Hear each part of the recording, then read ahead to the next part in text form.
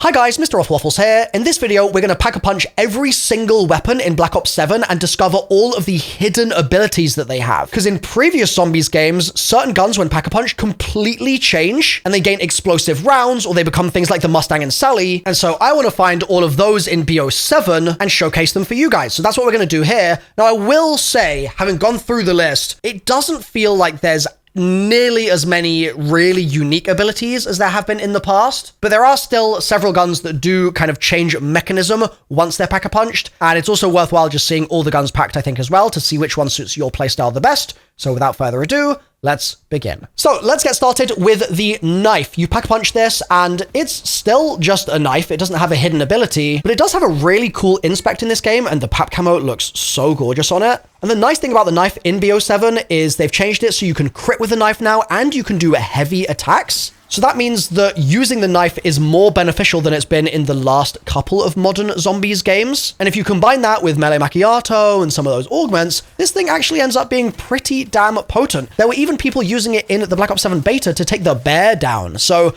the knife doesn't change ability, but it is still a very strong contender for your overall pack-a-punch arsenal. Next, let's do the Coda 9. This is one of my favorite guns in the game. I love this thing. People were using this a lot in the beta as well because it, at the time, had, I believe, mathematically the highest DPS of all the guns in the game. And if you slap and double tap on, and you've got it pack-a-punch and you get it to gold rarity, it really does hit hard. And it's a great weapon to use as a second weapon if you've got maybe a wonder weapon in your primary slot, because you can switch to the Coda, rapidly burst out a load of damage, and you can trigger an ammo mod very easily, and then just switch back to your primary wonder weapon and keep slaying with that. Also, quick little Easter egg that you might have noticed is the pack-a-punch name for it is the No Cap, which is probably a reference to the Cap 40 from Black Ops 2. Next, this is another one with an Easter egg in its name. It's the AK-27. This is a Communal Garden, very standard assault rifle. It's very viable. I really like using this thing. I've used it quite a lot in my playtime already. And it sadly does not have one of these secret abilities on it, but its name contains a secret. So when you pap it, it becomes the Impossible Easter X, which is a reference to the impossible Easter egg from Black Ops 3 Zombies, which is still unsolved to this day. So is this Treyarch hinting that this is this game's version of the KN-44? Are they trying to insinuate that we might be able to progress the impossible Easter egg now through the AK-27? Or am I tinfoil hatting this a bit too hard? Let me know in the comments down below. Next, we finally have a gun that changes ability, and this one changes quite a lot. It's the Jaeger 45. It's pretty normal when unpack-a-punched, but when you pap it, it turns into a shotgun, and it is surprisingly good. You're going to be popping heads left, right, and center. And the only downside to this, in my opinion, is that it's basically this game's replacement for the Mustang and Sally by the looks of things, which is sort of unfortunate because the Sallys being explosive weapons are so good, and having a shotgun pistol is cool, but it's still not as cool as firing actual rockets out of your pistol. So it gets points for the fact that it does have one of these hidden, unique abilities, but otherwise, it's just, yeah, it's cool. I guess it's just cool. Next, we've got the Carbon 57. This is very similar to the PDW from Black Ops 2, if you guys remember that gun. And in my opinion, because of the modern point system, this gun isn't fantastic. It would have been better in a previous game. Its damage output is just sort of okay. And it also only has a kind of mid pap name, in my opinion, going from Carbon to El Cabron. Next, we've got the XM325. This is a really solid LMG, in my opinion. It's got good damage output. Sort of reminds me of the Dingo from Black Ops 3. And its pap name, Ephialtes, is a reference to a Greek renegade who betrayed his homeland, which is honestly way more dramatic than I would ever expect from this humble little LMG. But yeah, when packed, it stays pretty similar to what it already was before. Next is one of the more unique guns in Black Ops 7, and this one is really easy to kill yourself with in-game, so be careful. It's the Arc M1, and it's basically a laser launcher, which is going to require you to kind of charge it up an ADS to fire. And when you pack-a-punch it, it does admittedly actually get quite a lot better, because you'll be able to essentially quickscope with it, But this does come with a downside that you may well just blow yourself up if you don't have PhD, so be very careful. Next, we've got the Dravek 45, which is a pretty solid SMG. Reminds me kind of the Scorpion from back in, what was that, Black Ops 1, Black Ops 2, back in that kind of time. Now, sadly, this is another one that doesn't have any particularly special abilities, but its pack-a-punch name, the Upir 1819, is a reference to Vampire, which released in 1819. Next, we've got the Flatline Mark II. This is a pretty solid melee weapon, but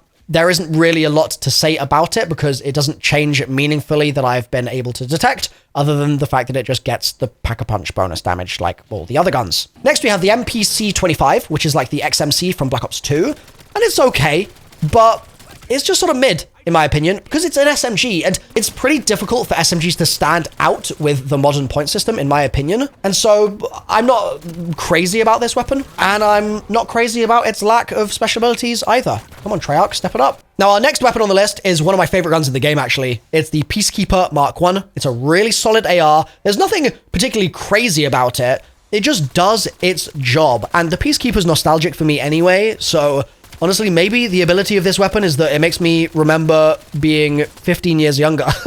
Wow, I just unked myself, didn't I? Anyway, its pack-a-punch name is Utu's Petition, and I don't really know what that means.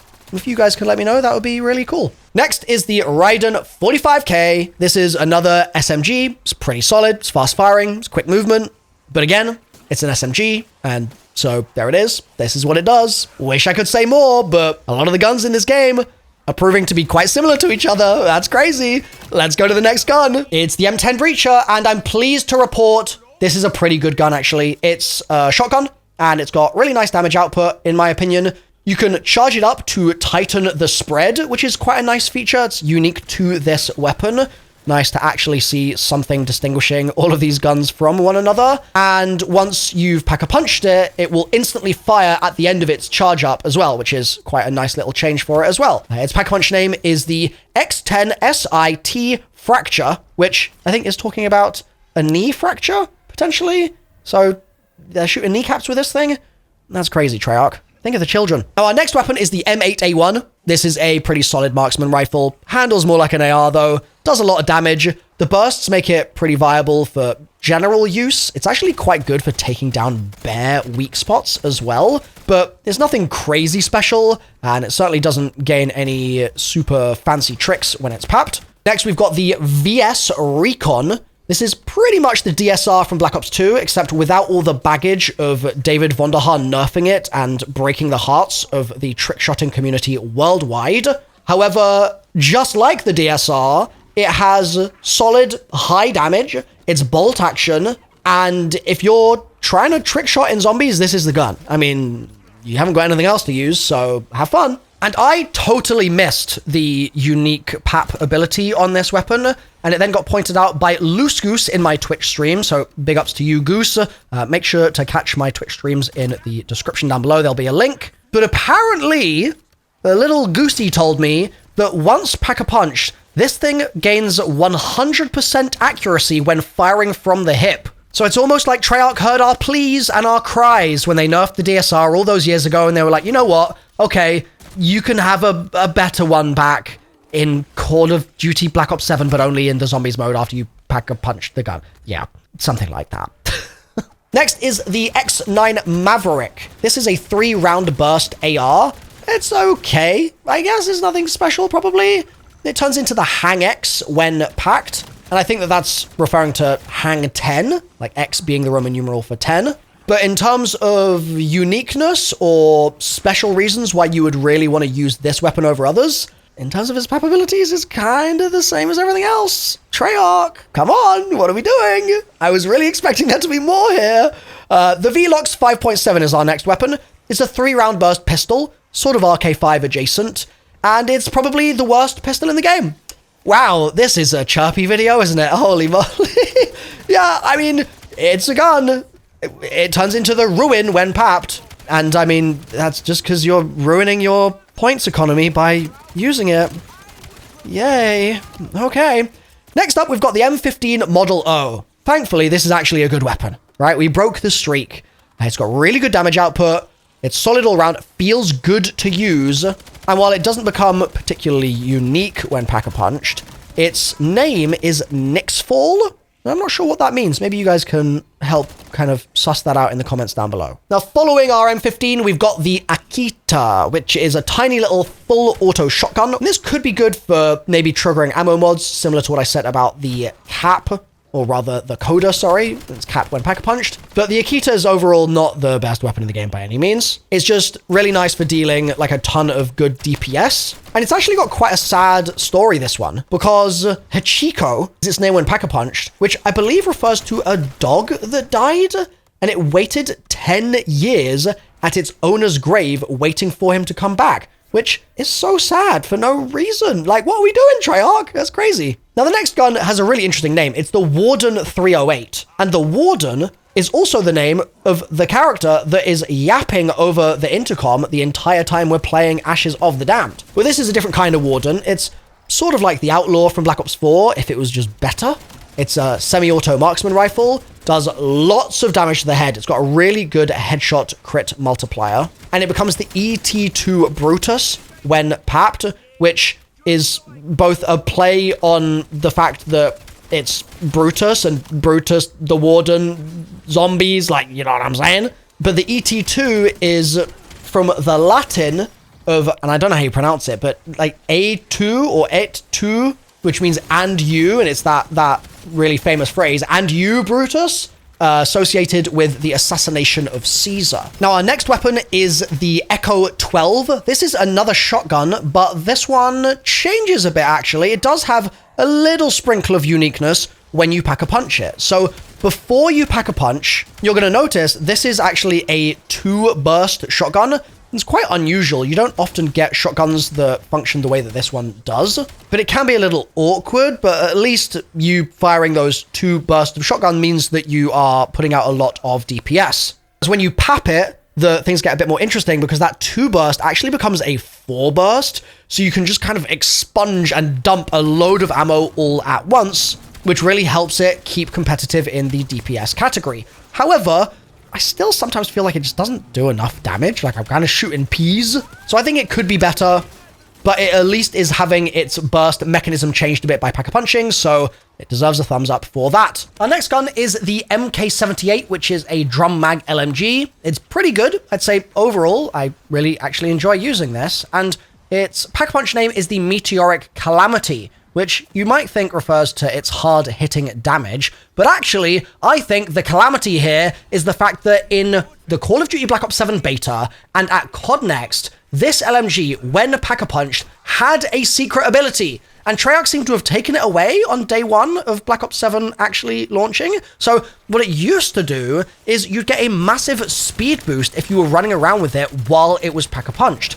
But at least at launch, that's gone. Now, in my heart, I'm just telling myself that it is meant to have that ability and Treyarch is going to bring it back. So fingers crossed, but otherwise maybe it was actually a bug before and they've just righted that bug now. Hard to say. Next is the M34 Novalanev, and I have to thank Oscar from my Twitch stream for providing these clips because we accidentally deleted our footage of this, so we had to rely on him. And this thing's pretty great. It's going to be a 2-burst before you Pack-a-Punch it, and it's then going to become full auto when you've papped, and that makes it feel really nice. So definitely a big thumbs up for the M34 Novalanev. It's kind of like a better version of a DM10. Now, we just had several guns back to back that actually had their functions change in some small, meaningful way when you Pack-a-Punch them.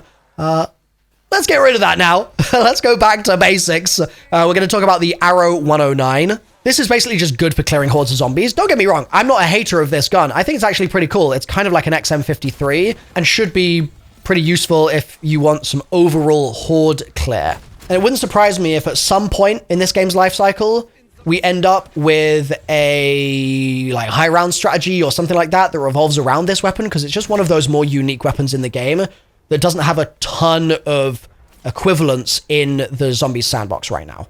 Next, we've got the DS-20 Mirage. It's a fairly decent assault rifle, but again, I think it's just another assault rifle, to be honest. It turns into the duality of Blam, which I guess is a play on the words of duality of man, duality of Blam, but it's just a gun. The MXR-17 is next up on the list, and even when being tested on high rounds, this still does pretty good damage. Like, it's solid, but there are elements of it that feel kind of average again to me. It's not really carving out its space in the sandbox in the way that I feel like it should be doing. So I just kind of treat this as yet another AR. Next, we have the RK9, which was kind of bad when I used it, personally. It's a 3-round burst SMG. And again, SMGs are just a little bit kneecapped in this system. It becomes the contagion conductor when pack-a-punched, so wear your mask, I guess. And next, we have the XR3 Ion. This one's interesting. It's really bad when it's not pack-a-punched.